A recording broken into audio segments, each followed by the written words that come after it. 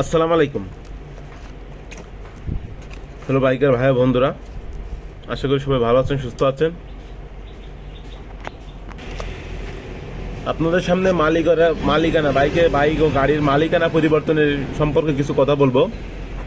মালিকানা পরিবর্তন করতে হলে এখন যে জটিলতা, আসলে আগে কিন্তু এতটা জটিলতা ছিল না।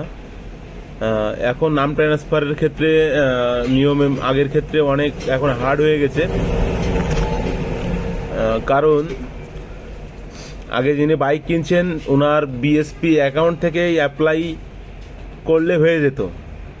এখন যে ব্যাপারটা হলো, যে গাড়িটা বিক্রি করবে তার বিএসপি অ্যাকাউন্ট থাকতে হবে এবং অ্যাকাউন্ট থেকে অ্যাপ্রুভ করতে হবে। এই মানুষটার কাছে গাড়িটা বিক্রি করে দিচ্ছে, আর যে কিনবে তার বিএসপি অ্যাকাউন্ট থেকে আমি এই মানুষ থেকে গাড়ি কিনছি।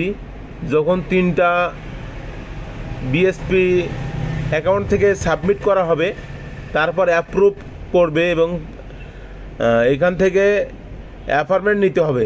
তারপর ডেট চলে আসবে, যে কোনো কার্য দিবসের ভিতরে আপনি ডেট নিতে পারেন।